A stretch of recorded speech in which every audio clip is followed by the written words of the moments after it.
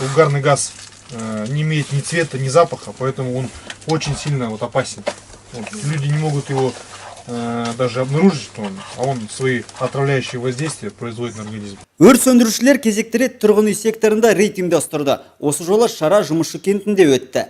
Қалалықтарға өрт қауіпсіздігінің ережелері айтылды. Төтенше жағдайлар басқармасының мамандары қауіпсіз балалық шақ акциясы аясында баспаналарға газ анализаторларын орнатты. Қайырымдылық акциясының арқасында біз 23 үйге датчикті қойып тұрмыз. Сол адамдар өрттен аз зардап алу үшін. Біз тағы да сондай қайырымдылық акцияларды жүргізіп, тағы да көп балалы отбасыларға қоямыз. Сандуғаш Түлкешеваға жолыққан мамандар газ анализаторлардың тиімді тұстары жайлы айтып, осындай қондырғылардың маңыздылығын айқындады.